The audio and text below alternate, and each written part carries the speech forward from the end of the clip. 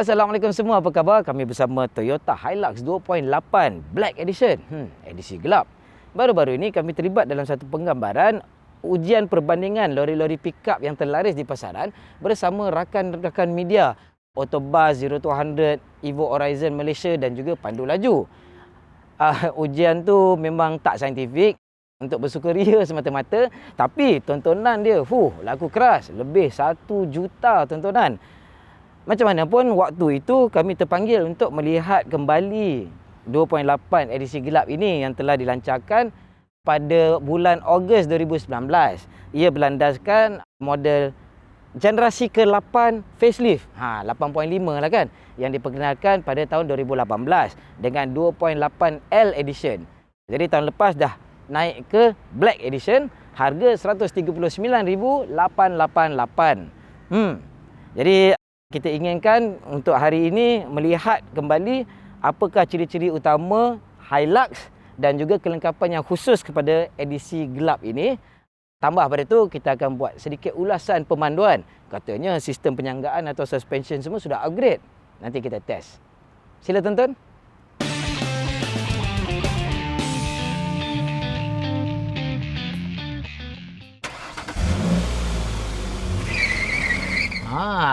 Tengok, lori pickup sekarang kan dah tak macam dulu. Tapi dah agak lama lah lori pickup menjadi sebuah kenderaan yang lebih selesa dan lebih sesuai untuk kita gunakan seharian. Pengalaman saya sendiri sepanjang pemilikan kereta lah kan, ada gabungan 10 tahun yang saya menggunakan sebuah lori pickup sebagai kenderaan harian. Bermula dengan Ford Ranger Extreme, yang itu tahun awal 2000-an, sampai ke Triton yang generasi sebelum ni. Saya gunakan lori pickup manual pula tu, dan saya memang pakai jenis standard saja. Yang Extreme tu spek tinggi, tapi zaman tu spek tinggi pun agak asas lah kan kelengkapan yang ada pada lori pickup. Yang Triton tu pun standard sahaja, manual, tak ada ciri-ciri kelengkapan yang memudahkan kita untuk menggunakan seharian. Macam kereta ni dah boleh nampak generasi lori pickup sekarang ni, dan terutamanya raja lori pickup.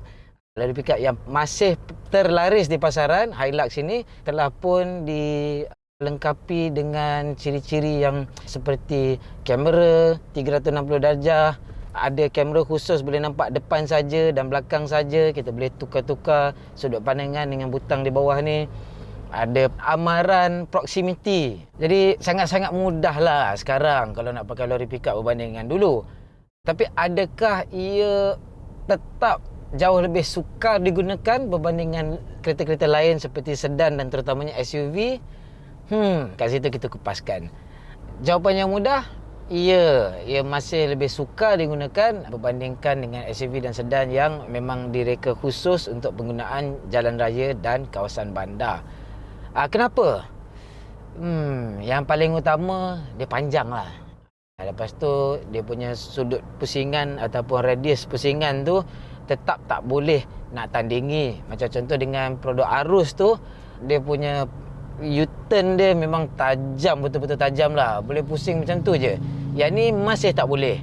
Satu sebab dia panjang, lagi satu sebab pacuan 4 roda memerlukan sistem steering tu yang ada pada tayar hadapan, dia tak boleh lah nak pusing terlalu banyak kan, sebab dia masih ada pacuan, dan juga ia tetap perlu cukup utuh dan sesuai digunakan lasak untuk mengangkut barangan berat dan juga untuk merentas desa dan permukaan-permukaan yang sangat-sangat ekstrim.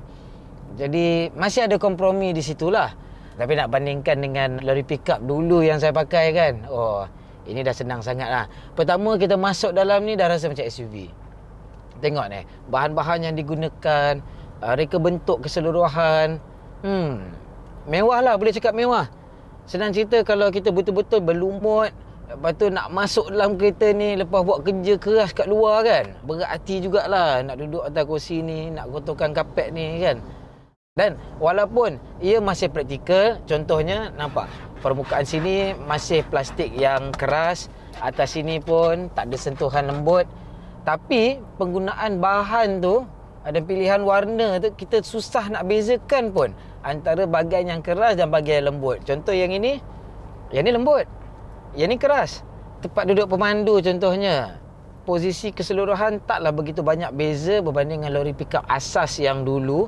Tapi perubahan sikit-sikit tu dah cukup untuk mengubah keseluruhan keselesaan tu. Jadi contoh dalam kereta spek tertinggi ni, kerusi pelarasan elektrik, boleh gerak-gerak, memang boleh cari kedudukan yang selesa untuk kita. Tambah lagi dengan kerusi ni yang lebar, empuk, menggunakan bahan yang cantik, selesa untuk disentuh. Suasana keseluruhan sangat nyaman. Dan cakap pasal nyaman, dengar tak tadi ada motor lalu? Tahap bunyi, yang tu yang perbezaan sangat ketara lah berbanding dengan dulu. Kalau dulu kan lori pickup memang kita rasa bawa lori lah.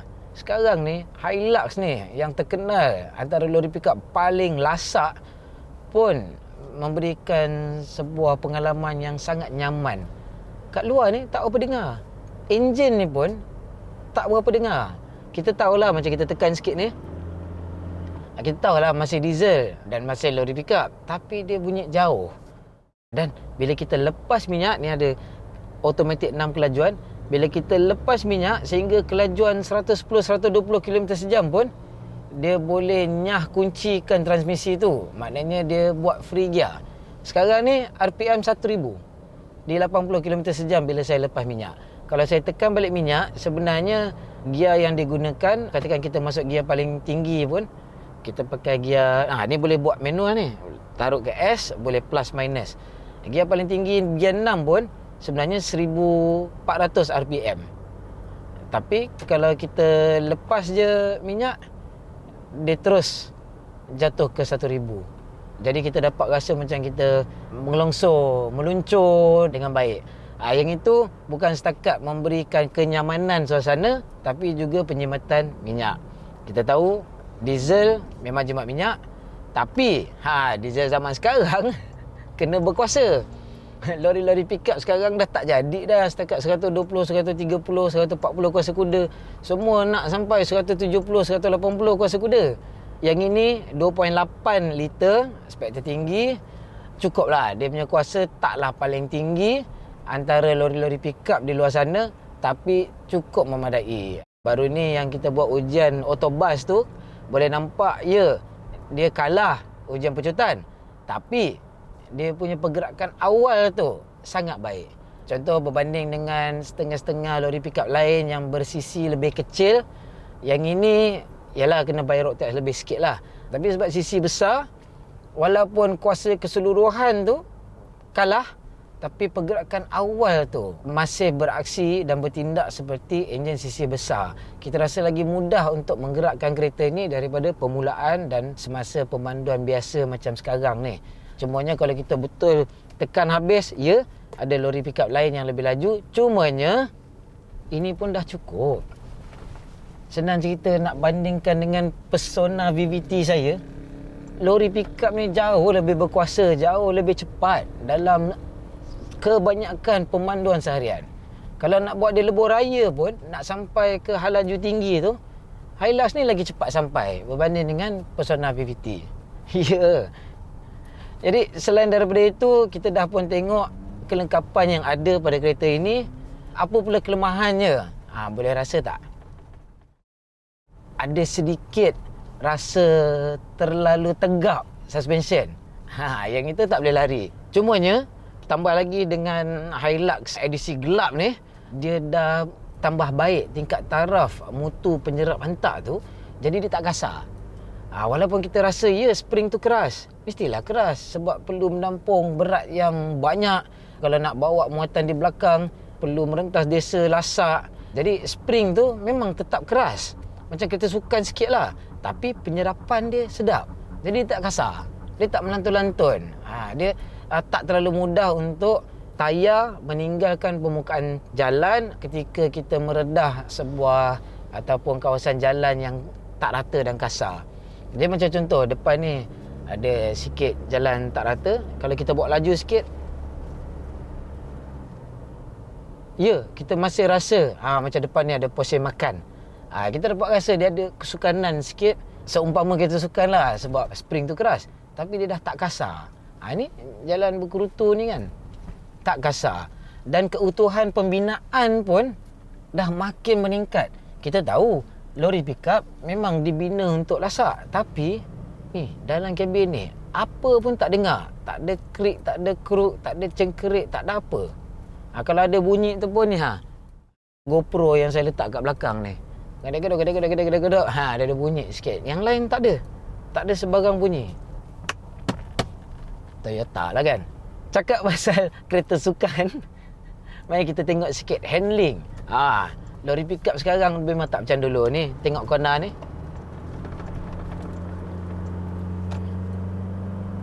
Golekan atau olengan tu sangat terkawal. Yang ini yang saya paling heran. Kalau lori-lori pickup asal saya yang dulu pakai kan, memang terumbang-ambing macam motorbot lah.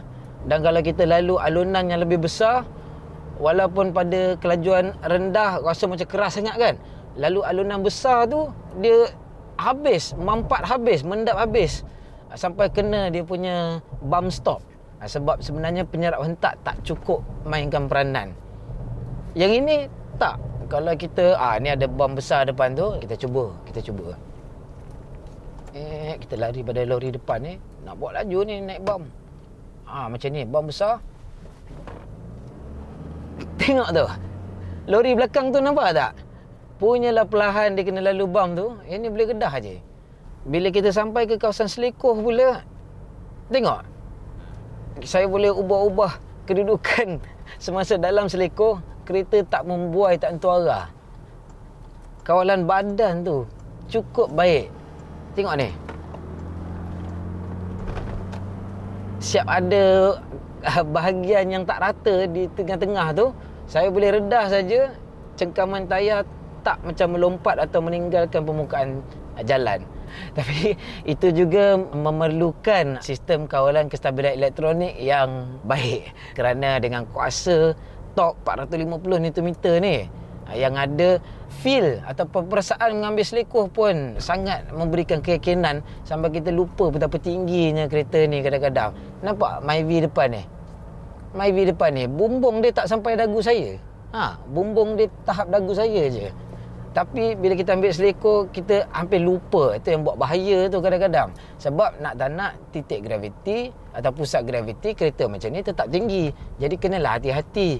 Jadi sistem kawalan kestabilan elektronik tu mainkan peranan besar. Jangan nak off. Dengan kereta ni kan, banyak kali lah. Jangan cakap waktu basah, waktu kering pun macam ni kan. Boleh rasa dia main peranan, dia menyekat sikit kuasa enjin tu.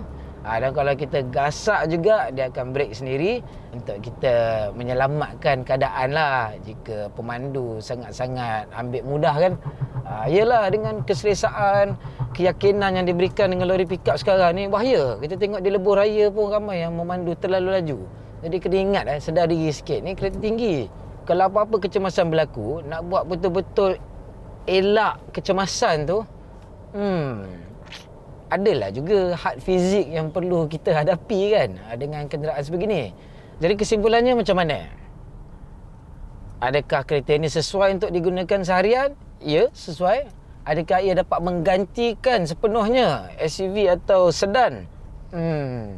Adalah sikit kompromi yang perlu dilakukan. Contohnya ruang letak barangan di belakang. Kenalah ada macam kanopi tu kan, untuk tutup ruang belakang tu.